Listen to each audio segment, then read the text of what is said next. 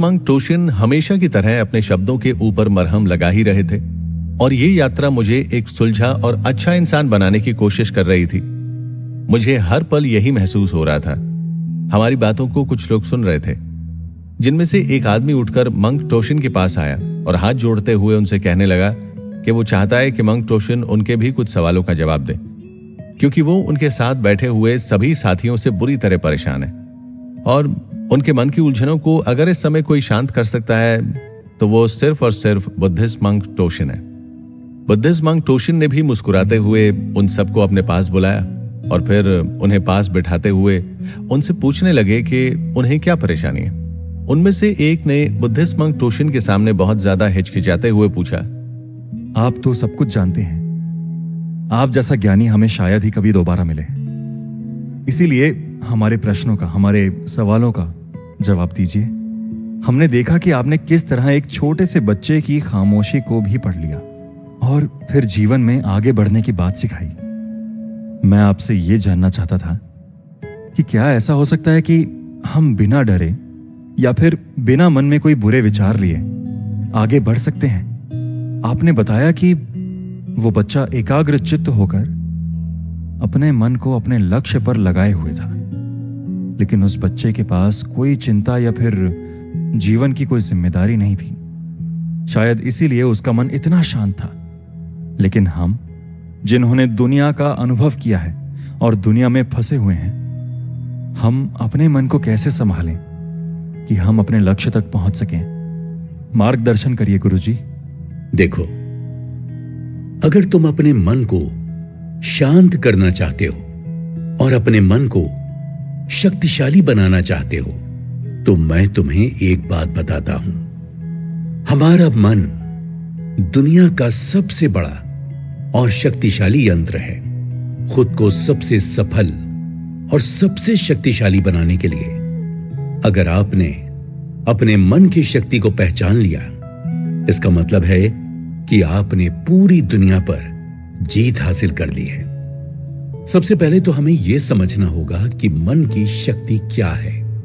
मान लीजिए आप किसी काम में बहुत ज्यादा माहिर हैं। इसका मतलब तो यही हुआ ना कि आपने उस काम में अपने तन मन को पूरी तरह से लगा दिया था और आपने उस काम को पूरी तरह से सीख कर उसमें जीत हासिल कर ली।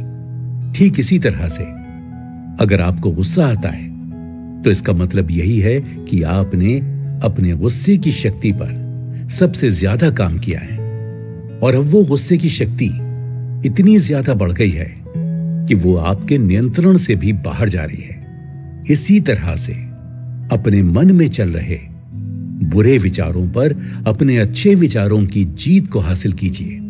अपने गुस्से की जगह अपने आप पर प्यार को जाहिर करें और उससे भी कहीं ज्यादा अपने मन की शक्ति को इतना ज्यादा बढ़ा दीजिए कि छोटे मोटे डरों, चिंताओं और मुसीबतों से घबराए नहीं, बल्कि पूरी मजबूती के साथ सारे हालात का सामना करें। मन की शक्ति बहुत बड़ी है। तुम अपने मन में जो भी ठानो कि भले वो किसी का अच्छा हो या किसी का बुरा, किसी के लिए दुश्मनी हो, दोस्ती हो, कोई रिश्ता हो या फिर दुनिया के कठिन से कठिन काम को करके उस पर विजय हासिल करनी हो, तुम्हारे मन की शक्ति तुम्हें हमेशा जीत का रास्ता दिखाएगी। लेकिन इसके लिए खुद पर काम करना होगा और अपने मन को नियंत्रण में लाना होगा। गुरुजी, कृपया हमें बताइए कि मन को नियंत्रण में हम कैसे कर सकते हैं, क्योंकि ये तो बहुत मुश्किल काम है। अगर हम ध्यान भी करने बैठते हैं तो हमारा मन हजार चिंताओं में डूब जाता है या फिर यहां वहां भटकता रहता है। कृपया कुछ उपाय बताइए कि हम मन को कैसे वश में कर सकते हैं। तुम्हारा सवाल सच में बहुत अच्छा है। अब मेरी बात को ध्यान से सुनो। भगवान बुद्ध ने कहा है कि जिसने अपने मन को वश में कर लिया है उसकी जीत को देवता भी हार में नहीं बदल सकते हैं। यानी कि मन को वश में करने का नाम ही आत्म संयम है, जिसका मतलब है अपने आप को वश में करना, यानी कि मन, वचन और कर्म पर अधिकार प्राप्त करना, ताकि आपके शरीर से कोई ऐसा काम ना होने पाए जिससे कोई अपशब्द निकले और मन में कभी अशुभ विचार उठने पाए। हमें मन को काबू करना होगा, जिससे शरीर भी काबू में रहेगा। अगर इंसान अपनी इंद्रियों का इस्तेमाल ठीक ढंग से करता है तो ही वो इंसान कहलाने का अधिकार रखता है। अगर उसका अपने मन पर अधिकार और काबू नहीं है, उसे सही और गलत का ज्ञान नहीं है, तो वो इंसान के पद से गिरकर बाकी के जिंदा रहने वाले जीव जंतुओं में गिने जाने योग्य हो सकता है। एक बात तो तुमने भी कई बार सुनी होगी कि हम जैसा सोचते हैं वैसा ही बन जाते हैं। असलियत यह है कि यह सिर्फ एक विचार नहीं, बल्कि पूरे विचारों का एक संसार है। हमारी सोच और विचारों का प्रभाव हमारे मन पर गहरा असर छोड़ता है। इंसान के मन में विचार ही बार बार उभर कर आते हैं, जो उसे दिशा देने का काम करते हैं। विचार ही दिमाग को गति प्रदान करते हैं और गलत विचार गुस्से की ओर जाने पर मजबूर करते हैं। यह हमारी भूल है कि हम सोचते हैं कि हमारे शब्दों की कोई शक्ति नहीं है। लेकिन संसार में जो भी हुआ, जो भी हो रहा है और जो भी होगा, सब हमारे कर्म के प्रभाव से हुआ है। और अब जो हो सकता है और आगे जो होगा, वो कर्म की शक्ति से ही होगा। इसीलिए इन बातों को अपने मन में बिठा लो। अगर हमारे अंदर आत्मसंयम नहीं है तो हम बस भटकते ही रहेंगे। हम इंद्रियों के जाल में फंसकर पहले तो शांत और अच्छे होंगे, फिर किसी न किसी बात से अपमानित होते हुए पहले अपने साथ कुछ गलत करेंगे और फिर किसी और के साथ भी वही करेंगे। इसलिए अगर इस बुराई से बचना हो तो अपनी दिशा को भलाई की ओर मोड़ देना चाहिए।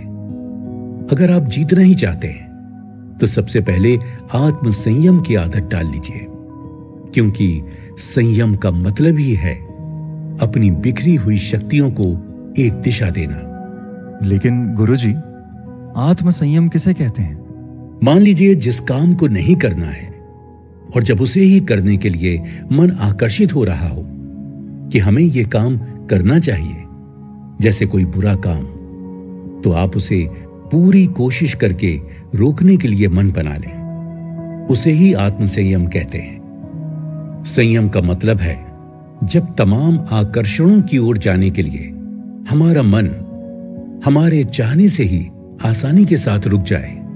इसे ही मन पर काबू पाना कहते हैं। मंक टोशिन की बात को सुनकर मुझे भी एक बात याद आ गई, और साथ ही मैंने भी उन लोगों को आसान भाषा में समझाते हुए उनसे कहा, हाँ गुरुजी सही कह रहे हैं। जैसे कि गांधी जी ने कहा था कि अनुशासन और बलिदान के बिना मुक्ति की आशा की ही नहीं जा सकती। लेकिन यह बात भी सच है कि लोग अक्सर गुस्से में विवेक को खोकर तुरंत अपने आत्मसंयम को गुस्से में खो देते हैं। यह सच है कि समय बीतने के साथ लोगों के आत्मसंयम में भारी कमी आई है। हाँ, सही कहा। लेकिन यह भी सच है कि शुरुआत में आत्मसंयम का रास्ता थोड़ा कठिन लगता है। यानी कि मन को वश में करने का नाम ही आत्मसंयम है। इंसान को मिली हुई शक्तियों को निश्चित दिशा देना संयम कहलाता है। और जब तुम ये कर लोगे तो तुम्हारा मन शांत हो जाएगा। बुद्धिस्ट मंक टोशिन की बातों से बैठे सभी लोगों का मन शांत हो गया था। लेकिन थोड़ी ही देर में मेरी नजर जब बाकी लोगों पर पड़ी तो उनके सवाल भी उनके मन में शायद शोर मचाने लगे थे, और देखते ही देखते बहुत सारे लोगों का जमावड़ा लग गया था और सभी लोग बुद्धिस्ट मंक टोशिन के सामने बैठ गए। इस पर पुलिस ने मुस्कुराते हुए उन सभी की ओर देखा और फिर उनसे उनके मन में उठ रहे प्रश्नों को पूछने की इजाजत दे दी। और फिर क्या था, एक एक करके सवाल मंक टोशिन के सामने आने शुरू हो गए।